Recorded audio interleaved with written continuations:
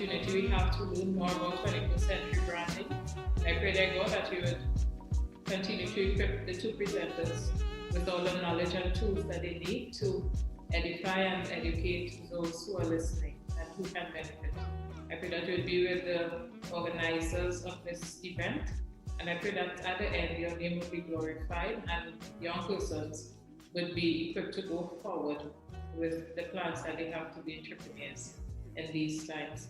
Bless us all, we pray, and bless this evening's program. In your name we pray. Amen. Hope you all had a wonderful Sunday so far. As I said before, this afternoon's installment of the seminar, this virtual seminar, is 21st Century Branding. And with us to present, we have two young qualified persons, Curtis Henry and Charlie Ann Sincere. Curtis Henry doesn't like long bios, but because Larissa insisted, he wrote a bio, and I will just share a little bit with you on who Curtis is, and then Curtis will introduce his partner, Charlie Ann Sincere. So who is Curtis? It's a question that he tries to answer every day through his life, his interaction with others, and his work. Curtis Henry is the founder and lead cinematographer of a small media company that specializes in high quality photography and cinematography, ranging, and has been involved in capturing and immortalizing moments for over a decade. He doesn't like these long bios, as I said. He doesn't like long bios, as I said. So in a nutshell, that's who Curtis Henry is, and I am sure that throughout this program this afternoon, you would learn much more about Curtis. One more thing I will tell you about Curtis is that he shares a birthday with me. And it's coming up soon, in less than a month. So Curtis, can you introduce Charlie Ann to the listeners? Yes, good. Thanks so much, Leslie. Hi, everyone. My name is Curtis, as you would have guessed by now, if you were paying attention at any point in time. And with me, I have the ever so capable and really amazing Charlie Ann Sincere, who is, I'm reading a bio here now, a digital strategist and the founder of Girls with Roots, a nonprofit organization headquartered in Trinidad and Tobago, working to equip adolescent girls with the skills and resources they need to change their lives and communities. She is also an award-winning communications and marketing strategist, passionate about utilizing the power of data to inform key decisions and drive results. Through her own childhood experiences, she has been inspired to help women and girls lead out in their own lives. She holds a Bachelor of Arts in English Language and Communications, a Bachelor of Science in Sociology, and a Master of Arts in Human Communications. She has worked with several youth development organizations across the Caribbean region and consults with regional and international groups, all working to better the lives of women and girls. Her deepest desire is to advance the cause of disadvantaged women and girls in the Caribbean region and to empower others to do the same. Did I get that right, Charlie? Yeah? That's cool? You did. Lovely. All right, so hi guys. We are Curtis and Charlie. Today we're dealing with 21st century branding. Brand has been an interesting topic that has definitely developed, and I love the 21st century aspect of it. But a lot of the principles of branding are as old as time itself.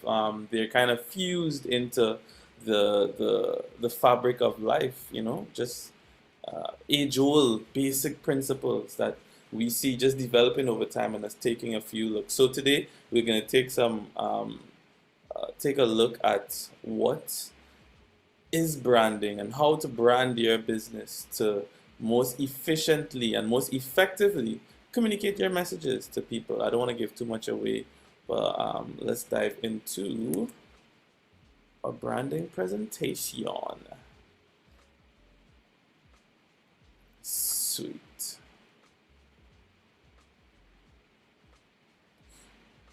Yeah, excellent. So basically, do we go straight into what's branding? Yeah. So basically, let's talk about, no, so this, I need some feedback from you guys for this segment, this first segment here. Before we jump into it, I want to see where your guys' head is at and how we can link branding to, more real world solutions. Because when people think of branding, they usually think of a logo. I'm going to brand my business here, boy. I just need a logo and we're good to go. And while a logo is a very important part of your branding setup, it's really just one of many, many, many parts. And today we'll deal with the basics of, the fundamental pillars of branding. And hopefully you're able to not only, build an effective brand or tweak the brand that you currently have, but you can be able to change your perspective on branding and see the wide-reaching impact that it has on your business. So let's go into these questions. Lovely. All right, so can anyone here, we have people here, right? I hope so. I'm seeing a bunch of names. All right, can someone tell me, just give me a name of a popular brand that we use locally. I'm going to give y'all literally 10 seconds. If no one answers, we push it forward.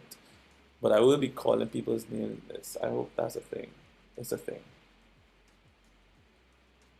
Grace. Oh, I see somebody jump in the chat. Oh, in the chat. Colgate, Grace, Mabel. All right. Anybody else? Anybody else? Chief. Ooh, okay. That's a good brand. Oh, that's all the brands we have. Food stuff. Nike's not local, but I like it. Sauce. I love I love that one. Loved it. Um,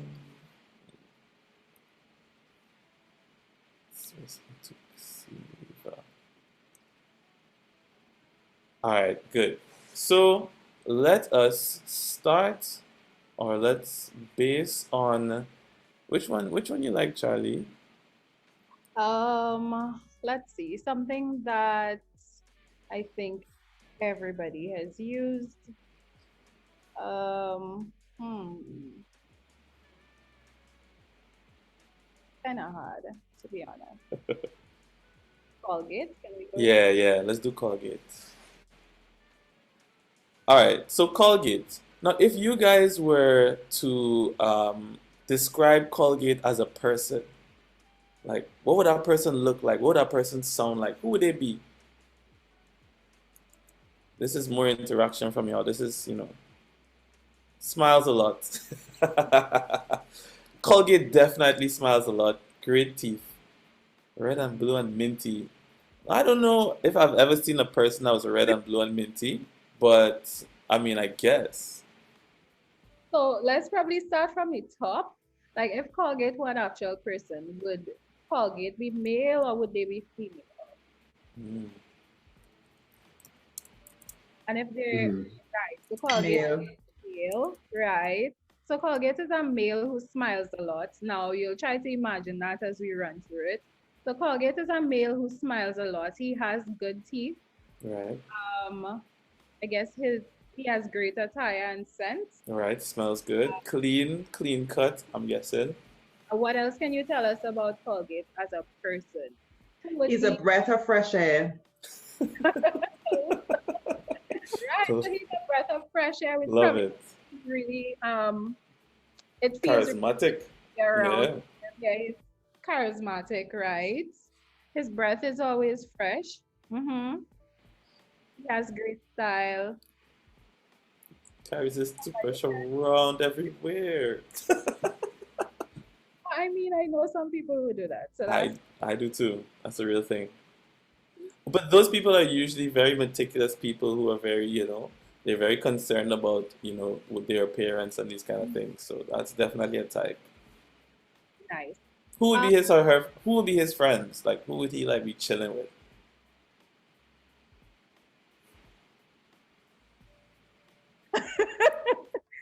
Yeah.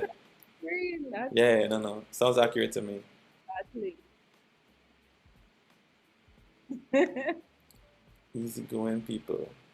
Nice. You think Colgate will be chilling with easygoing people? Oh, probably. Probably. Little stush. I think so. I agree. I'm inclined to agree with Jeannie. I mean, but if he's easy to be around, then he should be handsome. Yeah, yeah, maybe. How old do you think Colgate is? Like, you know, how old does the brand feel?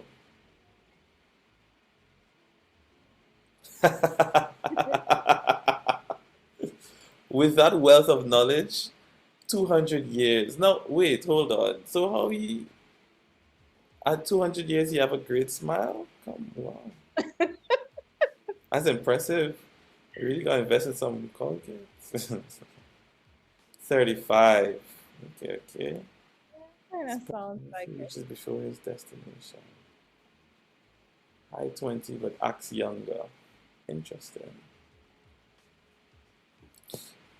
All right. I think I think that's good. You want to Yeah. go ahead? No, oh, yeah. So essentially, what we just did here is added some personality to a brand that we're also very familiar with. And essentially, what that means, see how easy that was for us to do because we're already so familiar with the brand and we have certain ideas or perceptions of what or who that brand is to us. That is, in fact, what branding is. Branding um, is how people think about your brand, how they perceive you when they think about you. How do they feel? Do they want to buy the product based on how it feels? Do they want to buy the product because they can actually relate to the product? And so developing your brand is really, really a crucial part about building your business because it is the image that you're setting the tone for the image of your brand. And of course, a good image could lead your brand where you want it to go. And so, this part of learning about starting up a business is super important. At least we feel it's super important. Um, and so that's what we'll go through today. This just gave you an idea of what a brand is. Because Curtis spoke a little earlier and he said that usually people think your logo is your brand, but the logo is just part of it. And if I might add, it's a small but important part of it. But there's so much more to branding. And I mean, we can sit here today and talk about this probably for the rest of the week, but today we'll just talk a bit about some of the branding basics that you need to consider if you're gonna start up a new business. And I'm super excited about this because this is one of the areas I love and one of the areas I work in every day. So let's get into it.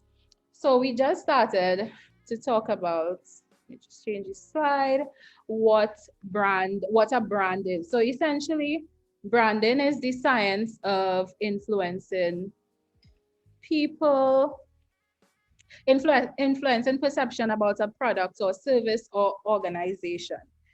The same way a brand is about that identity. So you help influence people's perception based on who you are or what people think you are, right? So a brand is basically what people think about your product or service and the experience they have while engaging with your brand, both online and offline. So what do I mean by online and offline? Of course, I mean if you have a physical storefront and somebody walks into your store, how do they feel by entering your store? How do they feel interacting with your customers? How do they feel by looking at your physical product? What does it do for them? Is it exciting to look at? Is it boring? It is your store layout, is it like really carefully laid out or are your items just thrown all over the place? All of these things relate to your brand. Um, and online, how do you represent your business? How do you respond to people if you have a page and somebody messages your page? What are your responses to your customers like? All of this adds up to your brand. And so when we think of branding, we think of it both on an internal level and an external level. So internally means what you really want people to understand or get from your brand. So, what story do you want to tell? What is the takeaway you want people to have when they interact with your brand? And then externally is the experiences that people actually have with your brand. So, we may, in some instances, want to tell a story, but we're not successful at that, or we don't pay much attention to it. And the takeaway that people have from interacting with our brand is much different than what we attempted to show them, which is why in starting a small business, branding is something that you really, really need to pay close attention to and put the hard work into to ensure that you're successful there. So let's start by looking at the elements of branding. And one of the first areas that I think, again, people typically go to when they want to brand their businesses, oh, let's get this perfect logo. Let's get this bright red logo, something that looks nice, something that will look good on a t-shirt, something that will look good on my product. But it's so much more than that. And my advice would be, if you're starting a small business, to first think about your target audience. Who are those persons you want to reach with your product? Who is your business targeting? Who do you want to buy your products or pay for your services? Those persons are called your buyer personas or your target audience. A target audience is really and truly one of the things that you need to consider first, because it will help determine so much more for you. So let's take, for example, a small company who's probably selling, let's say, skincare products, right? You sell skincare products for children. Um, the person who is starting off the business will at the beginning know that the persons they want to target are, of course, parents or mothers with children, because you're selling skincare products to kids. And of course, kids may not be the ones on the receiving end of your advertising. So we'll start off with the parents. So that's who are our primary target audience. And we can break that down further and think about what would these parents look like. So I can probably say that the parents who will buy my products are parents who really invested in their children's health and well-being. They want to ensure their children, have great skin. They're probably parents of children between the ages of 0 to probably 12 years old, I can safely say, 12, 13, that type of thing. So you think about who exactly will be the persons patronizing your business, buying your products, paying for your services, and that's a good place to start. Not only does it help you to figure out the other parts of your brand, but it will help you figure out how to talk to those persons. So in a perfect situation, you're starting a small business, you have your buyer persona laid out. You can then decide what your logo will look like. Because for mothers, I'm sure you will not go with a childish font or a childish look and feel. It will probably help you determine the colors that you will use, colors that parents would be more drawn to. It will also help you with your tone and voice. So you will know exactly how to speak to mothers, what type of emotive language you will use to actually get them to buy your product, and so much more. So I think developing proper buyer personas is a really great place to start when you're thinking about starting a small business, right? So here's an example of what a buyer persona profile can look like. So when you think about that perfect person, so this one, let me just say, was built out for an educational institution. And this person here, who we call Curious Calissa, she is one of the people who the institution would target because they're looking for new students, right? So Calissa ideally is a secondary school graduate. She is between the ages of 16 and 19. She's interested in stuff like activism, technology, content, and gaining new knowledge. Other relevant traits, she likes information that is straight to the point. She supports doing good and has very strong opinions. Where can we find her? She's usually on Instagram and Twitter. Because she's 16 to 19, she's not really a Facebook person. So if we were to try to reach Kalissa, we know that Facebook advertising would probably not be the place we start because that's not her favorite network. Um, what does she think about? So her buying behavior, in this case, it's an institution. So we point out what she thinks about school. Really and truly, she doesn't really think school is necessary. Because if we think about her age, she's between 16 and 19, and people within those age groups usually have really strong opinions about where their future should go, especially in 2021. And school is not on top of that list for them. How does she spend her money? She's within 16 and 19, and so she's being very cautious about the big investments that she'll make. She doesn't see the point of paying so much money for a university education, right? So that probably would not be a thing she jumps to do one time. She hopes to make the best decisions. What is a barrier to reaching her? She has many options for university. So I just run through this. This is an example of how you can build out who your perfect buyer persona is. I will drop a link in the chat for a free resource that you can use. It's a template from HubSpot to help you build out a perfect buyer persona when you're starting your business. And I can attest to the fact that this really does help make the process moving forward much, much more seamless. And so this is a really, really great place to start. I will drop the link in sometime later down in the presentation. Awesome. So now we have our buyer personas. The next thing we can look at is the name. Because we know who our target audience is, of course, we already know what we're going to sell or what service we're going to provide. We think about what we want to name our business. So essentially, a name can either make or break your brand.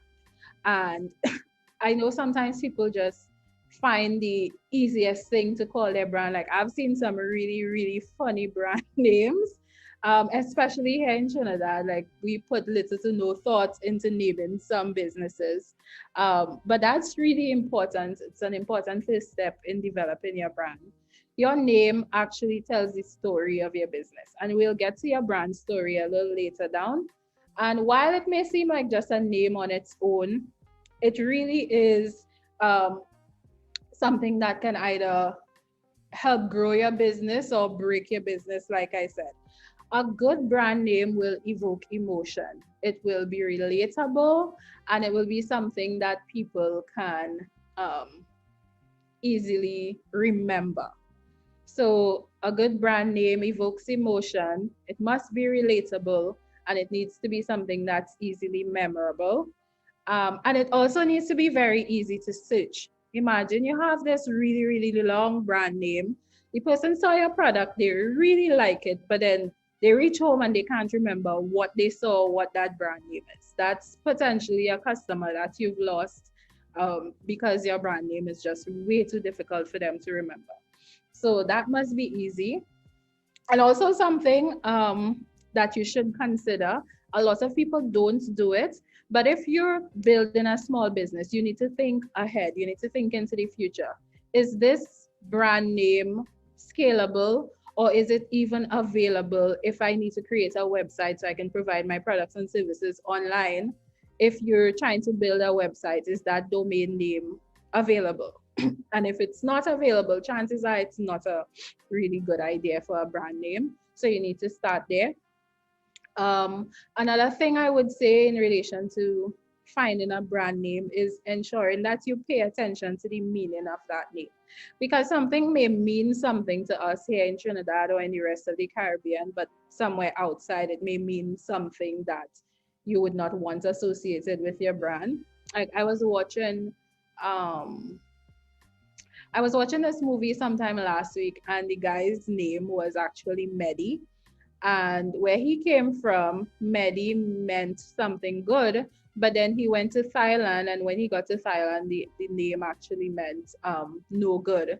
So when he introduced himself to people, everybody was like, "Oh, hello, Mr. No Good."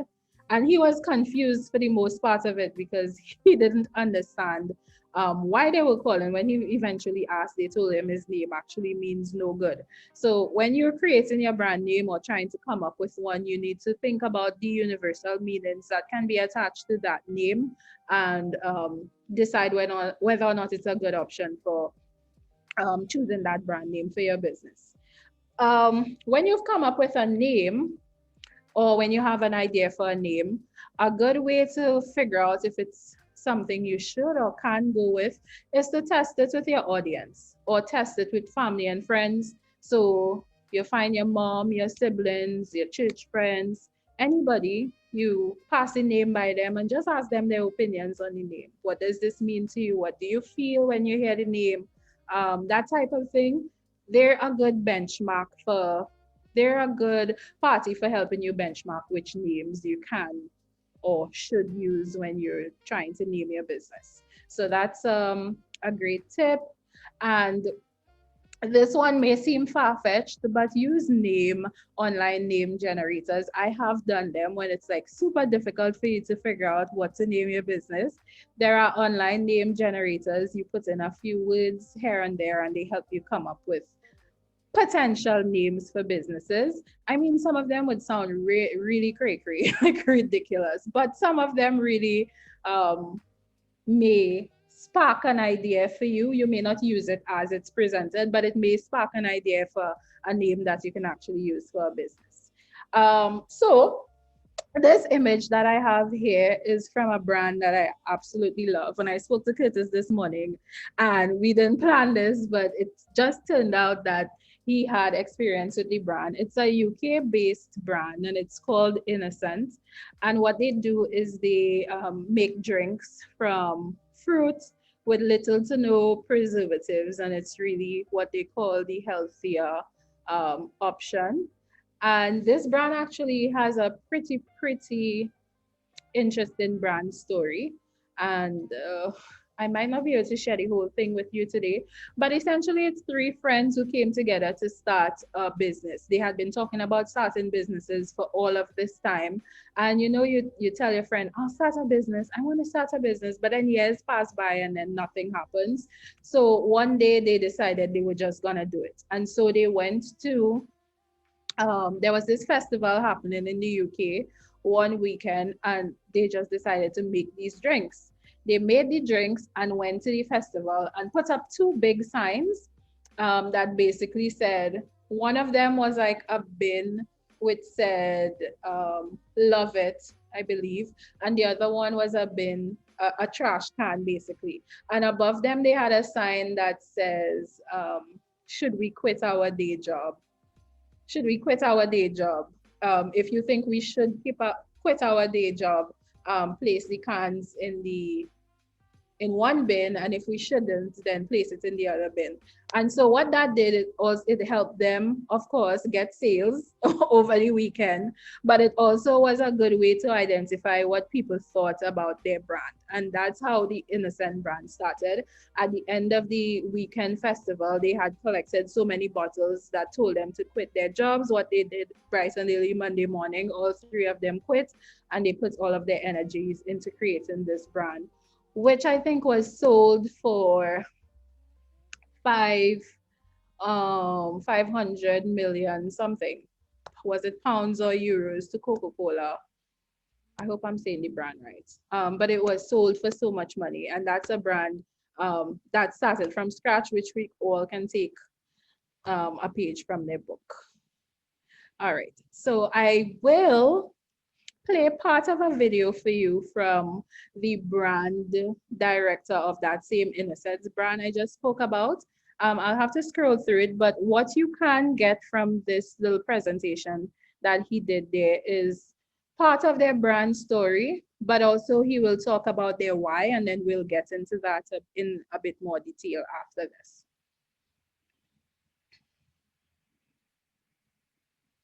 I'm Dan Germain. So if you guys can hear, because I'm not sure if you can hear Just let me know. Curtis, you'll check Work the at chat and let Innocent. me know. I'm the head of brand.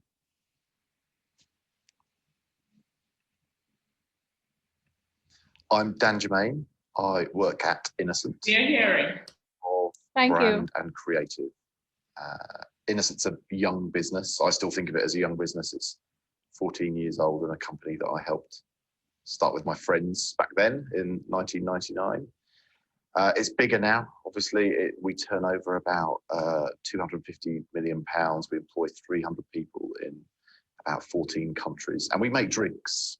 So we make delicious, healthy drinks made from fruit. So lots of smoothies, lots of juice, and we also dabble in food. We make things called veg pots.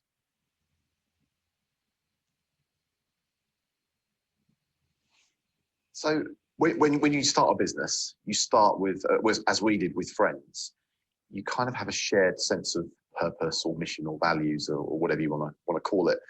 That's unwritten, I think. That's done on trust, and it's quite a strange process as you grow. You start to realise that you're bringing new people into your business, into your world, into your way of thinking, and you start to have to codify or write this stuff down. So it's quite a strange feeling for me to have a mission or a purpose on a wall. But after a few years, we realised we had to write this stuff down. We had to codify it and be able to share it with people across different countries, across different cultures, to make sure that they understood what the brand stood for, what the products were going to do for people. So yes, having a purpose is something that came from a realisation that we were just getting bigger. But now that we have it, it's something that we couldn't do without. We couldn't do without this sort of almost like a sort of moral compass that points us in the right direction. And our purpose is that we want to make natural, healthy products that help people live well and die old. And that's on the wall at Innocent. And it's I believe in it personally, and we believe in it as a business as well. I think it's really helped us not only find the right people, but I think it's really helped us just in terms of what products you make next. It makes it really easy to decide what's on mission and what's not on mission. And so as a young business at the beginning, you've got a name, Innocent, and you've made some products, and you start to get quite excited and carried away and think we could do anything. We could build houses, we could brand green energy, we could have a budget airline. What does this name do for us? Where does it take us? Actually having that purpose that says, you want to make natural, healthy products that help people live well and die old means you always come back to, it's about putting good stuff in your body. It's about making stuff that will, although it's always very difficult to prove it scientifically, products that help people's lives stretch out for maybe another 5 minutes or 5 hours or 5 years or whatever it is. And that helps stave off all the bad things that can happen to your body in a life. All right, awesome. So can anybody tell me what their mission statement is? That's Innocent's mission statement. Oops. Is it live well and die old? You're close. You're really close, but not quite. Actually, you have it in a nutshell. We make natural, healthy products that help people live well and die. Actually, yes, you're correct. Sorry. You are correct. Yes. So we make natural, healthy products that help people live well and die old. And as he was saying, that is the essence of their business. And sometimes you create a business and it's so difficult trying to find your purpose. If your purpose is not clear, it's so difficult for you to gauge your business and move it forward in the right direction. But what they simply told us is that they had a purpose and a mission, and it served as a moral compass for where they actually take the business. And so this is my next point. When creating your brand, having a mission and vision is really, really important, because not only will it help you determine the direction of your company, but it also will help you with the decisions that you make within your company. So of course, as he was saying, they had the brand name Innocence, and that got them really excited because there's like potential to do anything. They can brand green energy, they can start an airline that's affordable and cheap. But because they had a mission statement and they had that thing that can guide them, it helped them create a brand that was really strong because they knew exactly what they were about and who their target audience was and who are the people that they actually serve. So they were there to help people live well and die old, even though that means adding 5 hours or 5 days to your life. That was really the purpose. So in creating your brand, you need to create a mission and vision statement for your brand because it will help you stay on track and it will help people remember your brand, be it today or in the next 5 years, because your mission will be so strong and your purpose will be so strong, your brand will become a memorable one. All right. Before I continue, anybody has any questions or you want to interject here? Because we have a little activity coming up and I would really like everybody to participate. Any questions before we continue? No? Hi. No, it's not a question, but I just wanted you to repeat what are the three things that a brand supposed to do? These three things a brand is supposed to do. Can you remind me in what context I said it? You said it's supposed to be easy to remember, and two other things. Oh, so you're talking about the brand name, right? Yes, yes. Okay, so your brand name must be emotive. It must be easy to remember, easy to search. Okay, thank you. Yeah, so if you go online, if somebody goes online, it should be easy for them to search your name because your name either is easy to type, remember, pronounce, that type of thing. Okay, yes, thank you. No problem. Okay, so we have a little activity. I will give everybody 5 minutes. 5 minutes to participate in this. So the name of this activity is actually called Front Page News. And I want you to imagine if 10 years from now, your brand was on the front page of the Daily Express because it had done such good things in the community or it had experienced so much success. What would that actually look like? So these points down here, I want you to think for a moment about that brand that you're actually building now or that brand that you want to build in the future. What does the headline say about your brand? I want you to write these things down and then I will call on two people to actually tell me what that looks like. So what does the headline say about you? Because you've been such an amazing brand, you've done great things and we're spotlighting you on the front page of the Express. What problem have you solved? Has your business experienced growth? So from your little startup, say you're making skincare products in your home, how has your business experience growth? So do you have like a full-on building in Port of Spain or in San Fernando? You're now distributing your products to 20 countries, that type of thing. How have you changed the way people do something? So is it that you've made people's lives easier? Is it that you've brought value to people based on the product or service that you've offered?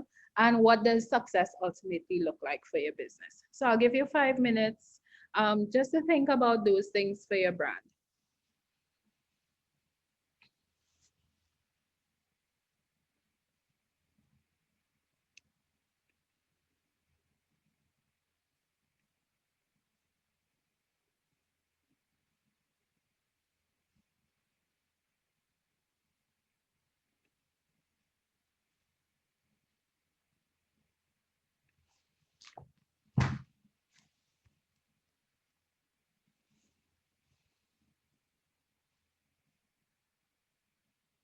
And if anybody is finished and want to just quickly present or share that vision with us, you can just go ahead.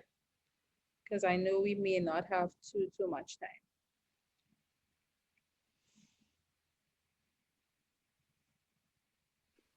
Yes, we have just under 1 hour remaining.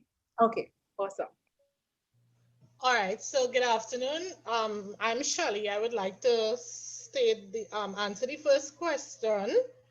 I think if I'm to be in the paper, the headline may probably say SCF virtual accounting. SCF, that is my name, virtual accounting.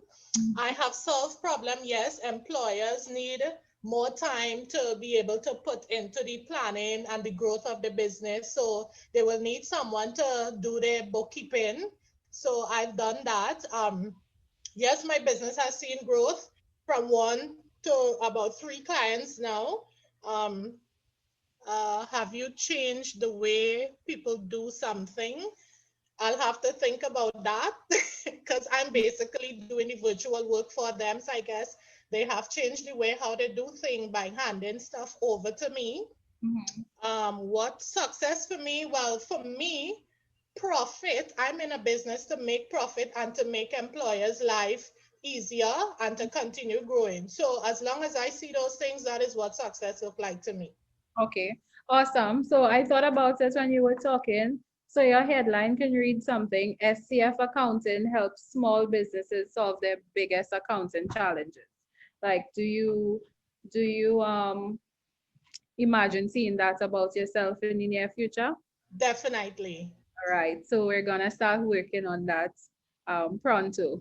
Anybody else? Thank you so much, Shelly. Anybody else wants to share what their front page can look like? Their front page feature. Let me check the comments.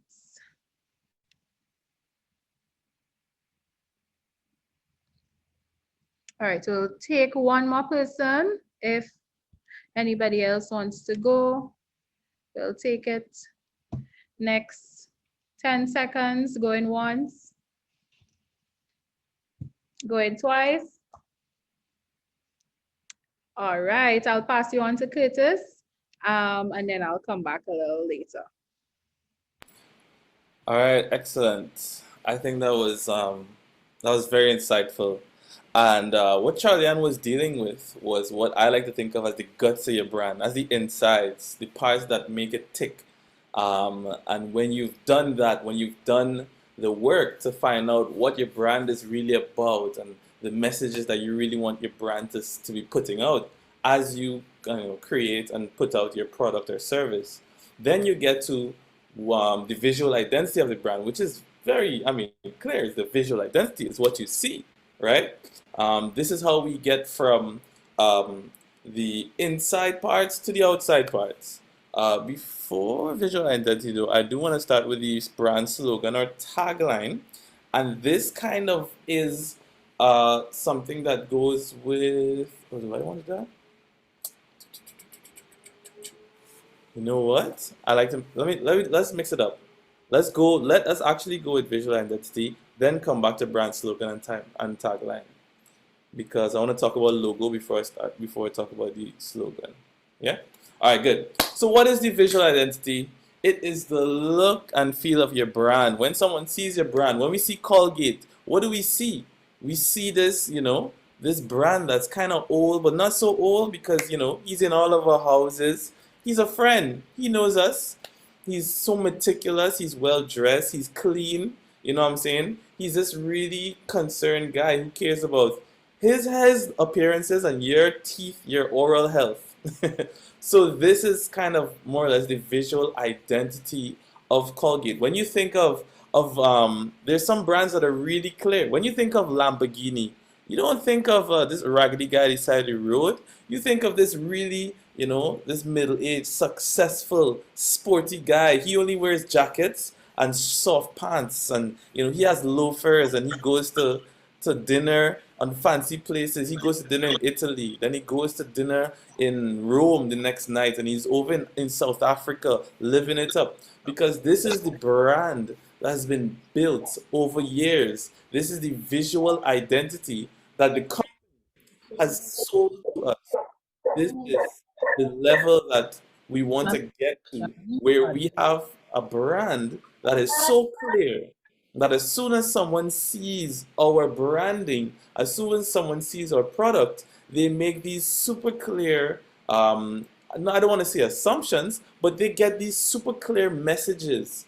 Understand? All right, cool. So I have a video here that kind of shows the impact of visual identity. I don't know if you can pull it up. Yep.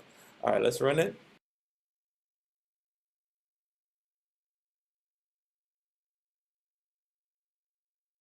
Look what just came in. The limited edition Christian Louboutins.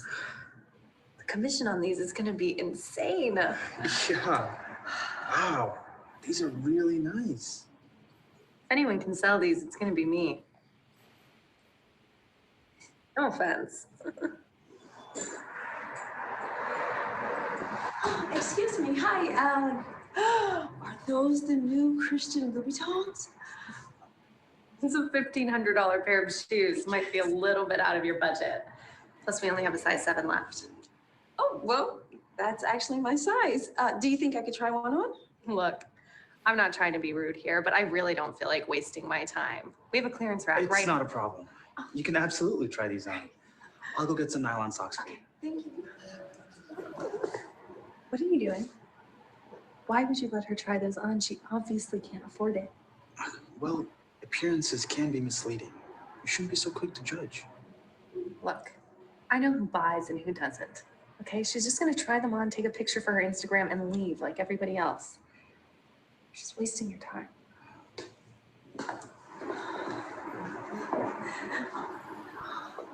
Oh my God.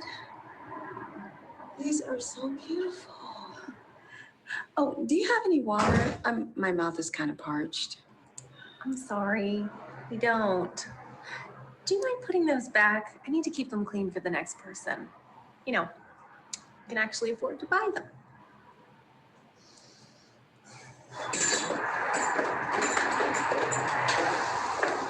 Hello. Do you have the new limited edition Louboutins that just came out? Hi there, ma'am.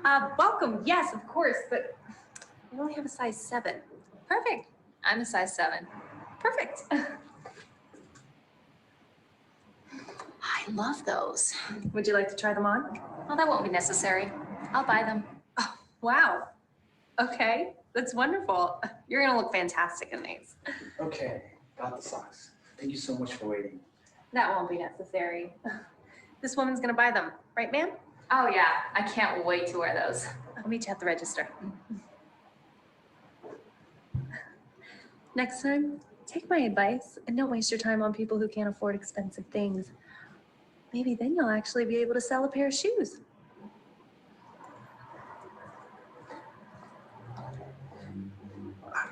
I'm so sorry about that. It's okay. It's not your fault. There are some new shoes we just got in that you might like. Would you like to see them? Yes, that will be lovely. Thank you. Of course. Here's your water. These shoes are gonna look so great with your outfit. You got the top, the Gucci bag, and now you got the shoes to tie it all together. Everyone's gonna know how much money you have. You get it. That's the goal. Here, you can use this card. Okay, great. That'll be $1,645 on the credit card. These just came in from Italy. They're handmade. Wow. They're absolutely beautiful. Yeah, I think they look stunning on you. Oh, thank you. Yeah. You know, this store needs more nice people like you. Thank you. I just try to treat everyone the same, no matter what. Saying it's declined, that's odd. Let me try it again. Sometimes these readers don't work. Is there a problem? So, saying this card isn't working. Do you want to try another one? No, that's the only one. Can you try it again? I really need to post these shoes on Instagram so that people think I have money.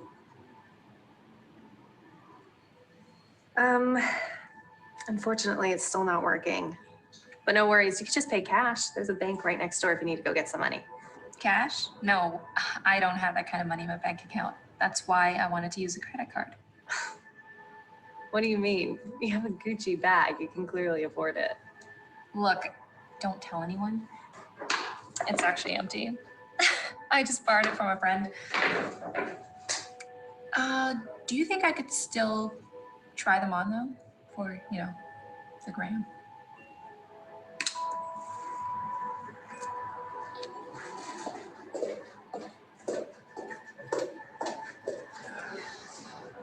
Oh, hey, you're back. How'd it work out? It didn't. Her card got declined. She took a picture and left. Wow. I'm sorry about that. I'll buy them.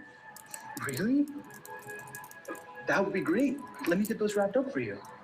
Wait, look, no offense, but if my customer's card didn't go through, there's no way your credit card is gonna go through. Let's not waste each other's time here. Credit card? Who said anything about a credit card? I'm paying cash. Wait, where did you get all that money? Well, I own my own $1 million company, and the reason that I look like this is because I just came from the nail salon. Oh, and by the way, I'll take a size 7 in all of these that you've shown me. That is, if you don't mind. Wow, that sounds great. Follow me to the cash register. I'll be right there. Thank you. Of course. Excuse me? Oh, hey, next time, remember, appearances can be misleading. You shouldn't be so quick to judge. And maybe then sell some shoes.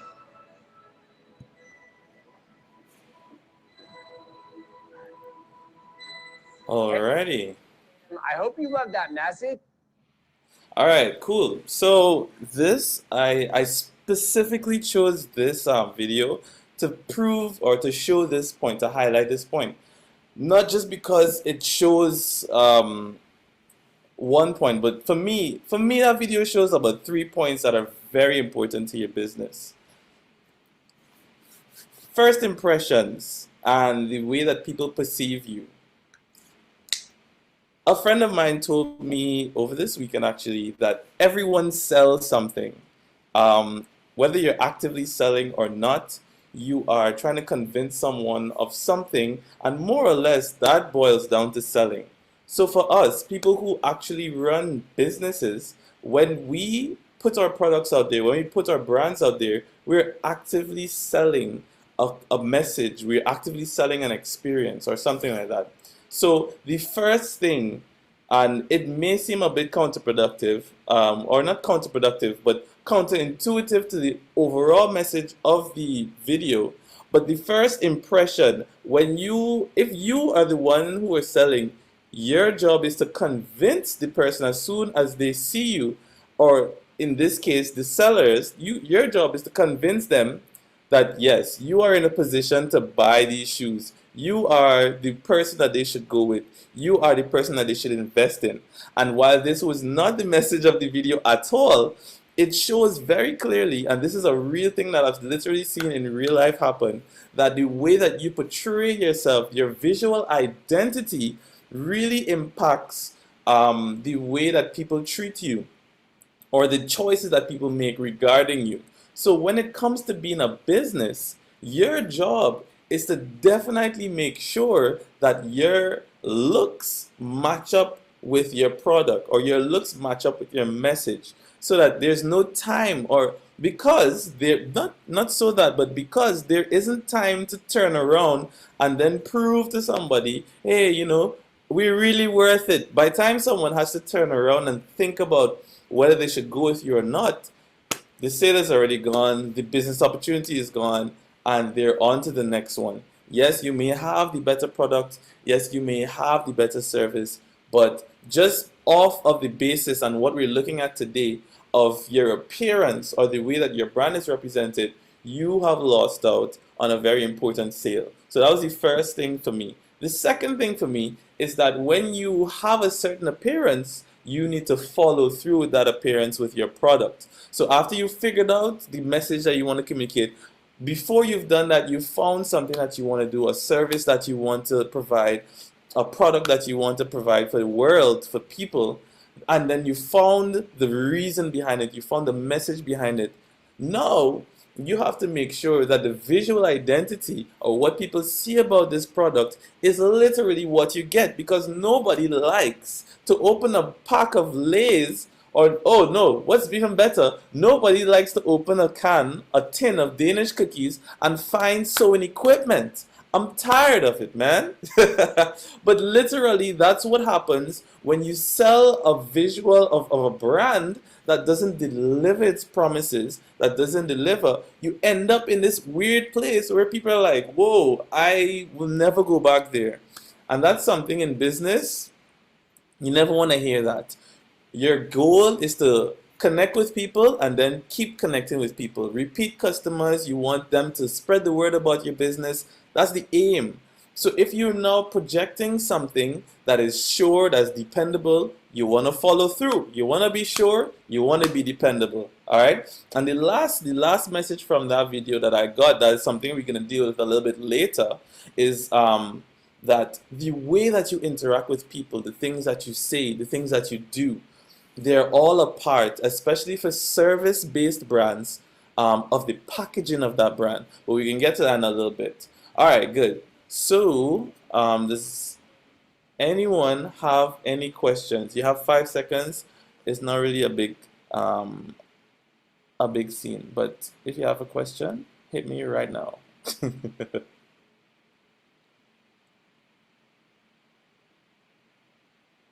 3, 2. Excellent. Everybody's clear as crystal. We're on the same page. So I want to look at another brand, Toyota. When you think of Toyota, you think of dependability. You think of, this strong, efficient monster of a vehicle. For those of you who think about cars, about trucks, about vans, the Maxis and so on that are made by Toyota are these strong brands. And this is something that Toyota has taken from their core concept into the way that they design their vehicles. Toyota vehicles are not generally extravagant, they're not fancy, they don't have all the curves and so on. They stick to more straighter, more direct lines. And this is an immediate impact of the concept of portraying dependability and strength. Toyota is a brand that is age old. It is also something that is built on economics. They believe that, we can build something well and we can build it affordably, and we just offer those without the thrills, without the frills. I mean, of course, over time, with the standards of transportation being lifted, they would have had to do a lot more in the departments of aesthetics, in the departments of comfort and so on. So we have a few more things, but Toyota really boils back to an ancient, I think, Japanese principle that is about stability, that is about strength, and is about economics. So this is a brand that has portrayed, even in their logo, which is a very simple logo. If you've ever seen the Toyota logo, it is a strong but simple, clean, and very clear communication of the principles of intersecting simplicity, strength, and dependability, right? On to the next one. So we have 4 logos on the screen right now. Now, I need you, this is where somebody in the chat. Boom, boom, boom, boom, boom. Okay, good. So Toyota was just an example. Yes and yes. Toyotas last very long. Honda is definitely another brand that follows that same mental path. So now we're on to these logos. Now, who can tell me, or I want at least 3 people or 4 people to tell me what these logos that are on your screen right now have in common? What do these have in common? Right, banks, finance, cool, they're blue, right. Anybody else? Banking, right, cool. One more, straight lines. Ah, boy, I love these. Legible, great. I'm good with these. Oh, somebody's gonna say something. I'm good with these because this is exactly the point that I was trying to make. Now, these are, if you look at these, Bank of America, Goldman Sachs, Republic Bank, RBC, these are all finance institutions. very well renowned, very well trusted finance institutions. If you notice, and someone said it, they're all blue. And that's what we want to focus on right now. The power of the color that you choose for your brand. Now, color is something that psychologists have been studying for years, and the impact that it has on people. People have claimed, and even in therapy, they use certain colors because the immediate and lasting impact on your psychology, on the way you think, the way you feel, the way you perceive something, very evident, it's been proven time and again. In this case, blue has been chosen. And now there's a website that you can go and check out, and I would suggest you to check it out when you're lining up your colors, lining up your brand, colorpsychology.com. Now, from color psychology, blue gives off a feeling of calm and authoritative competence. Now, what's something that you need to know that the person you're giving all of your money to, what do you need to know that they have? You need to know that there's someone who is an authority in dealing with money, someone who is competent with dealing with money. Also, blue, I found, is also mentioned in another study, is a color that is calming. Is something that emits serenity, or it induces serenity. So when you're going to give somebody money, you don't want to be panicked. You don't want to be anxious. You don't want to have to worry. You want to be like, here you go, sir. Here's all of my money. And this is why banks use the color blue. Now, this is just one example of one color that you can find, but every single color has a different impact. It transmits a different message. Just as in the example also that Charlie Ann mentioned earlier with the name Medi being culturally changing or culturally adaptive, is that colors also mean different things in different cultures. So if you're going into a new market, you're going into a new space, you need to find out what a certain color means in that space. Imagine someone who wants to start a politically motivated or politically what is the word? A politically aimed brand in Trinidad and Tobago, and the color of their brand is yellow. If the color is red, you understand? So these things are very important. You have to look at the color that you choose for your brand because it's very important. Some good websites to check out, colorpsychology.com. You can also look at Pinterest to kind of garner what colors go together, because there's nothing worse to me personally than seeing a bunch of colors in a brand that make no sense whatsoever. And what you can do is get a palette, and these are colors that play well with each other. Now, this is if you're kind of trying to build your own colors or something that guides you, because I strongly recommend when you're building your visual identity, refer to a professional. And sometimes you may feel like this is a crazy investment, you can't afford it, but can you really afford to be misunderstood? Can you really afford to be misinterpreted? Can you afford sometimes the ramification of using a color that is taboo in a culture? This is something that a designer, a professional designer, a professional branding specialist, a brand strategist will be able to tell you off rip. Just because this is something that they deal with, this is their space, this is their domain. So you can go to a professional, or you can head over to, I think, 99designs.com or Fiverr even. They offer brand specialist services at, I think, pretty affordable rates, especially Fiverr. If you need to build a brand, you can just type that in, go to fiverr.com, that's fiverr.com, and you just type in, logo, branding, all these kind of things, and you'll find someone who is able to help you, or at least walk you through building your brand to effectively communicate your brand's message. Excuse me. So good. I hope that's clear. Go ahead. I'm just adding to the list of websites you gave. I really like Design Crowd as well. That one is really easy to use. You go on there and you place your budget. So if your budget is 50 US, You put that in and you let them know what you're looking for. And what they do is send out your request to people on the site, and you only pay for the design you actually choose. So on that site, if you have 50 people who see a project and they say, okay, I want to send a logo design for consideration, you will get those 50 designs and you only pay when you choose the one that you're actually in love with. So I really, really like that site. It's designcrowd.com. Excellent. Thank you very much. Thank you very much. So we can see here that there are lots of options in terms of putting together your website. You don't have to check your cousin around the corner who know how to do things on the computer to do up your logo. Sometimes that could work out for you, but sometimes, and this is the thing, in business, you want to reduce the probabilities. You want to put the ratios in your favor. This is something that you kind of seek to do, and all of these things are steps that we use. Because if you put a product out there, no label, no logo, no design, nothing, you put it, you might get a sale, but how many people are going to buy it? You know what I'm saying? You want to increase the number, you want to increase the chances that you have to interact with your product or service.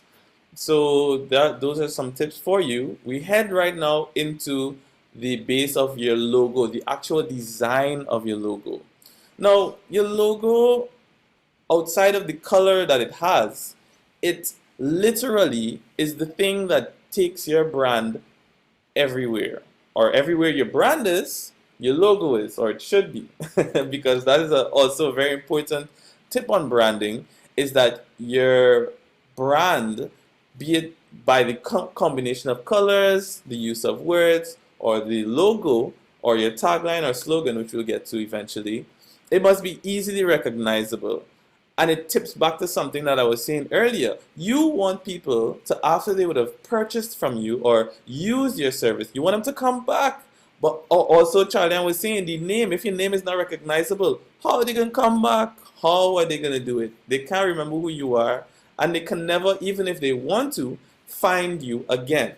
So your logo is something that literally embodies all of the guts that we would have discussed earlier after you've pummel through who your target is, what your message is, what your mission, vision. Your logo now is a small embodiment of that. It's like a little seed that keeps all the information of your brand. And it says here, you just stamp it on everything that you do, right? So it should definitely be taken into serious consideration the way that you put your logo together.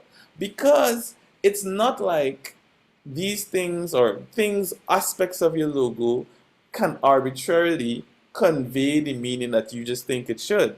Obviously, that's just not how things work. Let's take into consideration, for example, geometric shapes. Now, according to a Forbes article entitled, "What Message Does Your Logo Convey?" It says geometric shapes look man-made, mathematically precise squares, perfect circles, isosceles triangles. They don't appear in nature, so using these shapes communicates a sense of order and power. Now, I want to tap that back. Immediately, you see the effect. When we look at the bank logos, there's a lot of shape. There's a lot of strong lines. There's a lot of, you understand, squares, geometric situations happening, right? But this is because the psychology behind strong shapes is that there is order here, there is stability here, there's reliability here. And this is an important thing to consider when you're putting your brand out there, when you're communicating. If your brand is a brand of stability, now, for instance, if I was to make child's toys, or if I was to offer a daycare service for children, maybe not daycare service, but definitely child's toys, I wouldn't use a logo that incorporates strong, rigid lines, because the child will believe they're going to play with some books, which is good for children, but not good for toys. And it will create some kind of disparity between your message of have fun and, sit down in a classroom to receive this order and this kind of. So this is the kind of thing that you need to sort out within yourself also. And once again, consulting with your designer, who already should know this, but it's really good to know the back end of what you're building, of what you're doing. Your logo should be clear, emotive, and reflect your principles. Just like your name, your logo should not be trying to do the most. It's very important that you keep your logo very clear so people can either they see something that they're very impressed by and they see a very clear communication of a message or a symbol or something that really speaks to them and emotes some kind of emotion. So you would not have a zoo with a logo that is a stapling machine, because that just doesn't make any sense. You definitely need to line up what you're doing with the image that you're portraying via your logo. Someone else says that it's the symbol that conveys the personality of your brand, the values you stand for, the goals of your business to your audience, helping you to form a connection. And we all know that the connection between us and the people that we intend to sell to, or engage business-wise, that's everything. So once again, for your logo design, if you don't want to hit up a local designer or brand specialist, or your brand specialist will know who to contact in terms of dealing with designs. But if you want to wing it on your own, you can find inspiration in the wild internet, or you can head over to fiverr.com, 99 Designs, Crowd Designs, and also get that kind of interaction with people who are very capable to develop these kinds of things. We're heading over to Type Quickly, and we're gonna run through a very, very simple use of this. So we have on screen 1, 2, 3, 4, 5 different mock-ups of what a headline could look like, a little article. Now if there's any one headline that I wouldn't use for a financial banking article, it's the last one all the way to the right, where we have that little curvy lines or whatever. That's usually something that's not so trustable. And this is because the way that you use your fonts is very important. Clean, non-serif fonts, or fonts without hooks, as we see in this middle headline here. This is something that kind of emotes dependability, strength, and efficiency. So BBC, Casio, you know Casio watch, the watches that last forever. FedEx, they're supposed to be able to go anywhere. Toyota, once again, they use non-serif fonts in their branding because for them, it communicates the aspects of dependability, efficiency, and strength. Giorgio Armani, Vogue, Gucci, now you all know these brands. They're all about luxury, all about style. They use serif fonts, which are fonts with little hooks. If you can see the second headline from the left with the little hooks at the side, those are called serif fonts, and they kind of denote luxury or, you know, classic timelessness. So these are some things that you want to take advantage of when you're building your logo. If you want to include font, if you want to include any kind of text anywhere. I have a little logo quiz that I will leave in the comments because time is running out. Okay, packaging. Now this is something that is very critical after you have built out your visual, well, in the process of building out your visual identity, because what people take home or what people interact with is just as important as what you're trying to sell, if that makes any sense to you.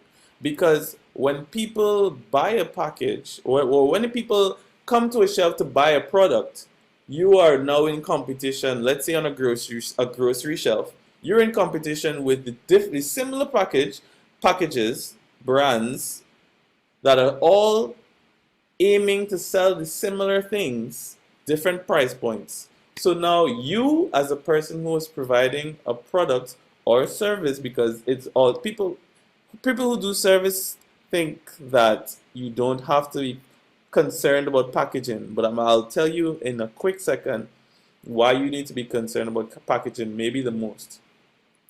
So with a product, there's a race to differentiate your product from the one right next to it.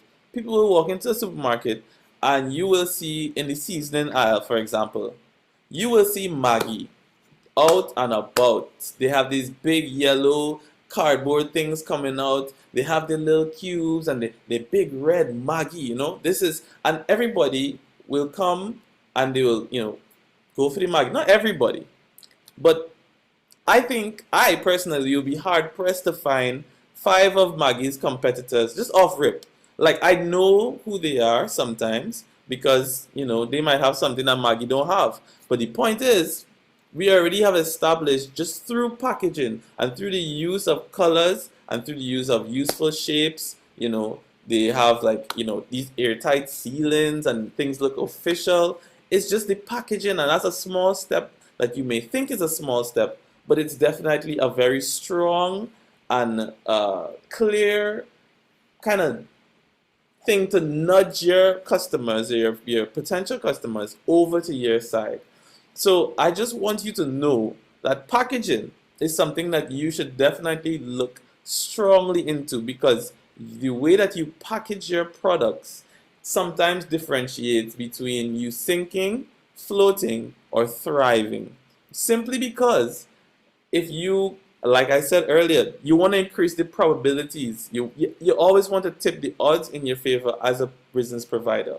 Now, in service, the uniforms you use, the tools you use, the way that your stuff is set up, the way that people talk to you while providing a service. This is what we in service call packaging, because this is the interaction. This is what it kind of works in a slightly different way, in that sometimes this is when the customer would have already engaged in you. But especially in service, you want people to re-engage with you over and over and over again. So when you present your service, you want them to be like, yo, this packaging, this experience was incredible. We're going back, we're going to call them, we're going to tell our friends, we're going to tell our aunties, our uncles, all those great people. All right? So we're going to skip through a lot of these stuff. And basically, I want to just say that when establishing your visual identity, and invest your time, invest your money into creating something that is clear, into creating something that is professional, that is communicative and emotive. Now, we could literally go on all day about these different things, but you want the best results to come from investing into your brand. You want to bring about the greatest impact, so that when you are now in competition with so many other people, you can definitely say, hey, we're cut above the rest. And it's not just something that you say, but it's definitely something that you think. With brand slogan and tagline, we're not gonna get into this just because we have some other important things to do. And but you should definitely look into the impact of creating something, a slogan that kind of embodies and communicates your message in word form, something that's catchy, something that's emotive, and so that people can resonate with it more clearly. But I'm going to leave some time because we run out of time, so we're going to head to the next item, which is going digital, media, and PR. All right. So I'm gonna be really quick about this one. So we've talked about all these fancy brand things. We've spoken about a name, our mission, vision, of course, the fun part, which is your visual identity and packaging and all of that. So it's time to take our brand online. It's 2021. I mean, if you don't have an online presence for your brand, what are you really doing?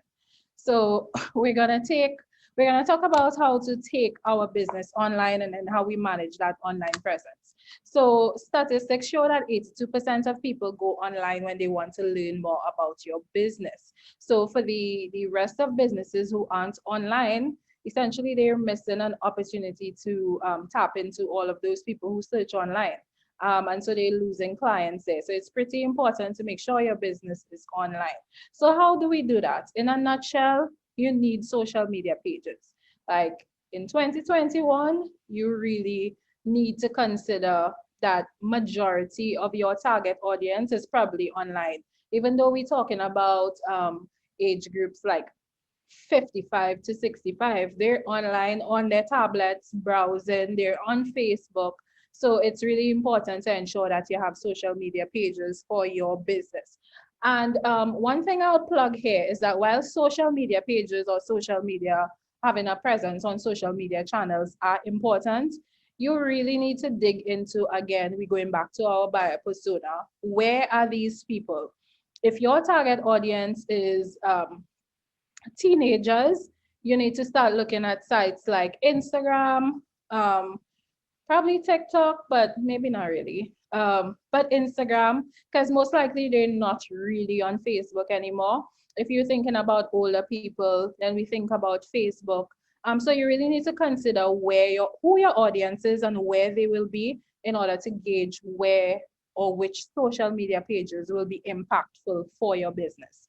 And of course, another word of advice here would be to not create a page on every social media platform, because chances are you will not be able to manage all of these pages, especially if you're doing it yourself as a startup.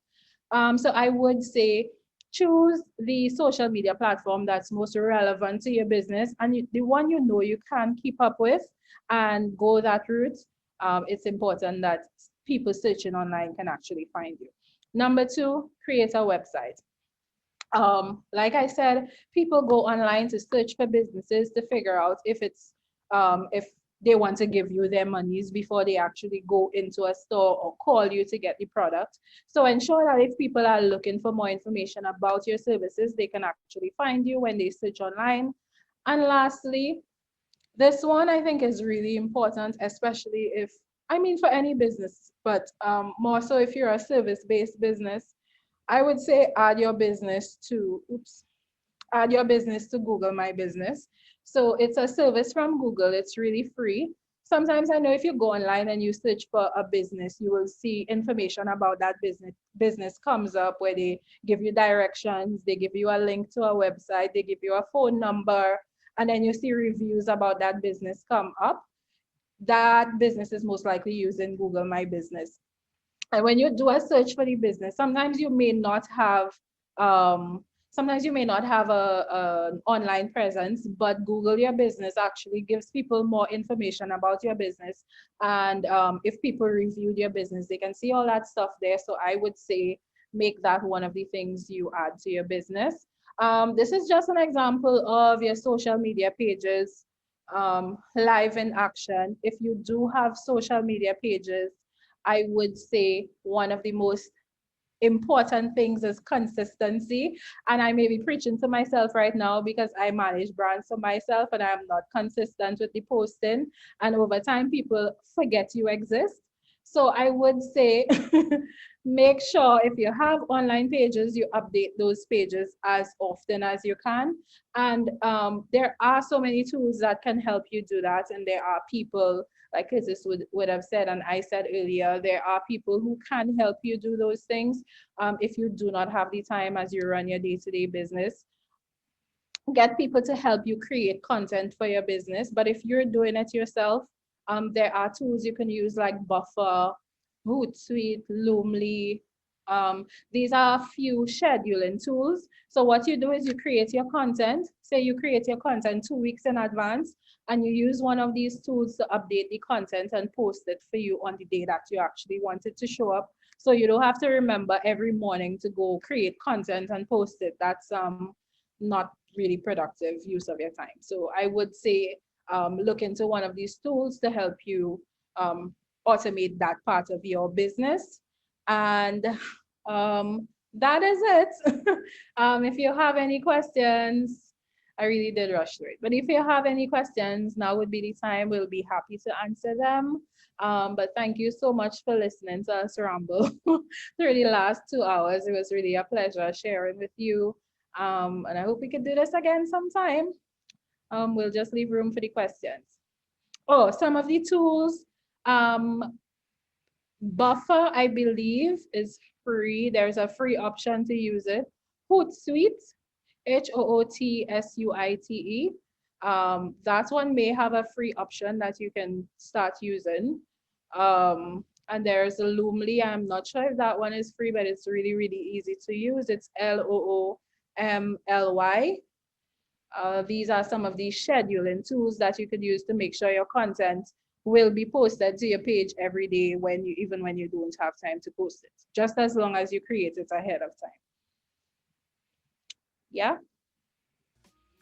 Any other questions? for either Curtis or myself.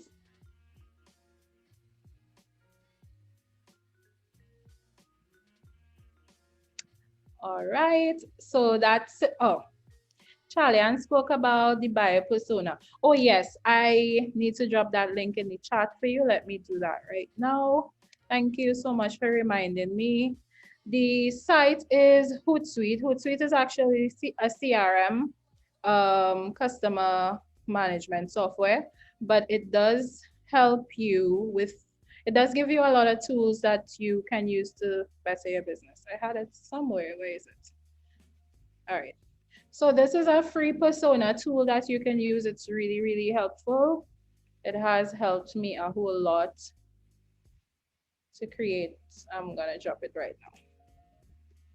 Yeah, so you can get the template from there and create your personas that you use.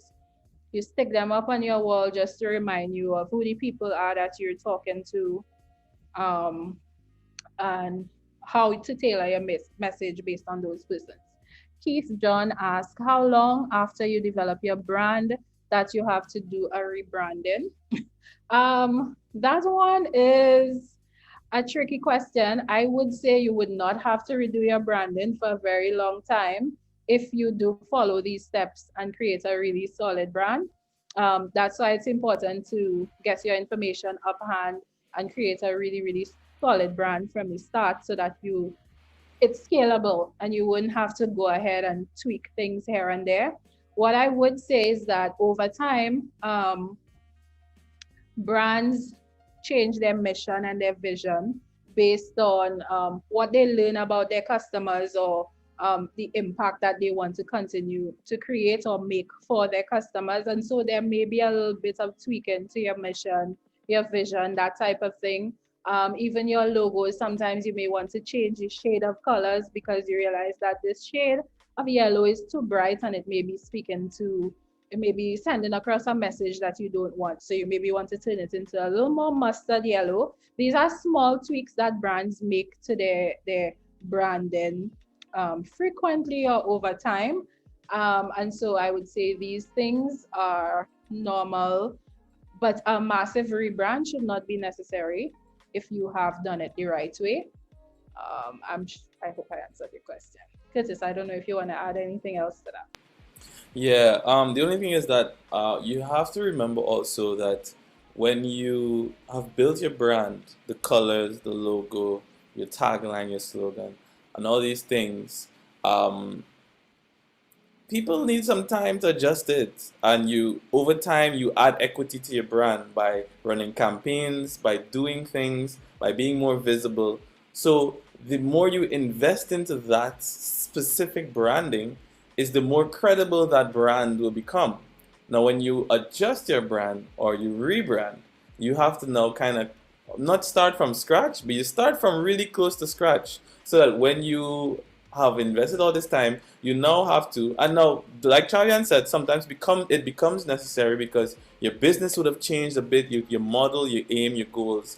But definitely the best case scenario is that over 100 years, we have built this brand to excellence, and we could say established in 2000 or 1911 or whatever, 1921.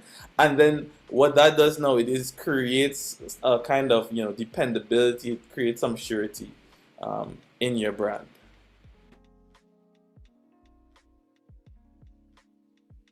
You have a question here from Ayana Charles. Yes, Ayana Charles is asking, is a buyer persona needed if you're a non-tangible service business? Yes, yes, yes. Buyer personas are needed for any type of business, be it tangible services or non-tangible product-based businesses, because you are indeed targeting people, regardless of what you're selling to them or the service you're offering to them. There are a particular group of people, and even though it's like business to business, you're selling to businesses as well. There is a particular type of business that you will be looking at or going after. So in those instances where it's like B2B marketing or B2B advertising, I would say try to create personas around the people who would be actually, that's for anybody else listening. So, for example, one of the companies that we do work with now, cloud business solutions, that is like Microsoft Office for businesses, just cloud-based services. And one of the buyer personas that we created are for IT managers. So everyone's making decisions as to whether or not they upgrade to Microsoft Office for the entire team. They would know best what type of services that their institution needs and how they can make everybody's life. Those buyer personas that we differences. But it depends on what your business is after. You need to figure out who that person is that you're actually targeting. You're welcome. Okay, so that's it for questions. We don't have any more questions so far, and we have to. Sorry about that. Yes, we don't have any more questions so far, and we have to wrap up now. Just a quick recap on today's information, and the topic, as we know, is 21st century branding. We want to thank Charlie and Curtis for doing such an awesome job on educating us and edifying us on this topic. They covered quite a bit. Some of the topics they covered, you can go much further in details in it. They covered quite a few subtopics, and they did their best in trying to summarize it as best as possible. So I am sure you have learned a lot, and for those of you who are interested in developing your own brand, 21st century branding, I am sure that you have some take homes with you that you can use, that you would find useful in developing your brand. In recapping, remember that branding is not just a logo, as they said, it is much more than just a logo. When you are developing a brand, it must be a strong brand.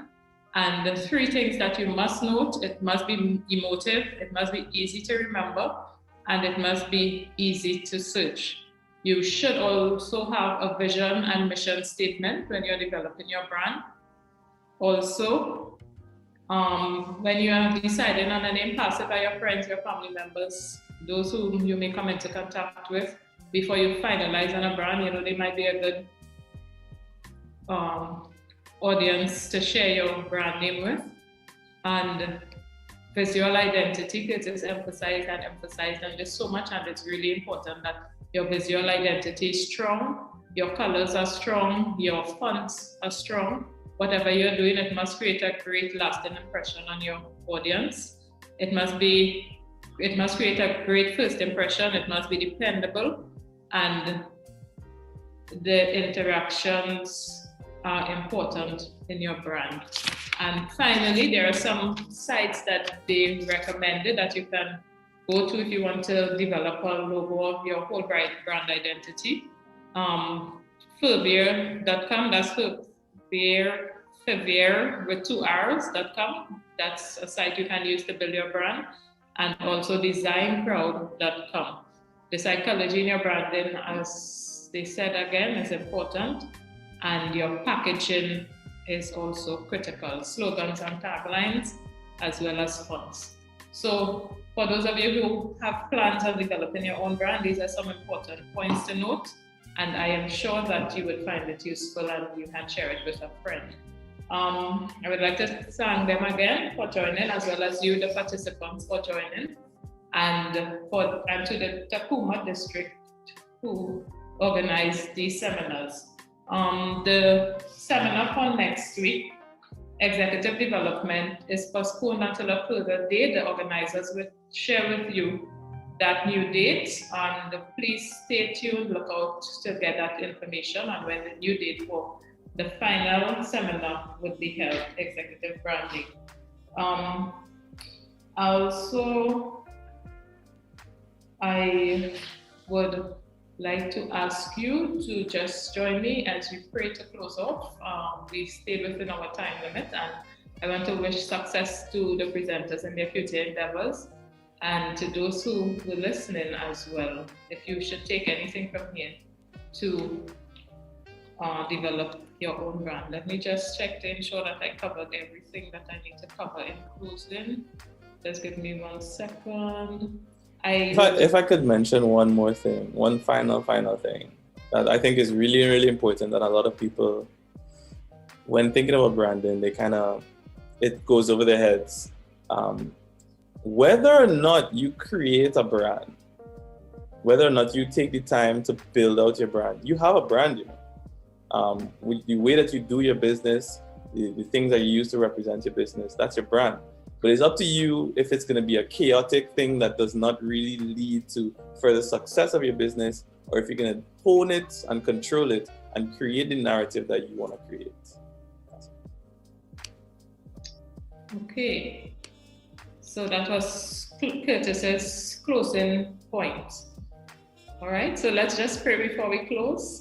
Dear God, we thank you for this day. We thank you for all the information we received, and I'm sure that we would all be able to put it to good use. And I pray that you would continue to be with Charlie and Curtis as they continue in their professional endeavors. I pray that they would gain nothing but extreme success, and as they impact the lives of those who will participate in today, I pray that they too would gain success in whatever they go on to. I pray that you'll be with the Tacuma district organizers as they continue to do these seminars to empower the young people and also those who participated.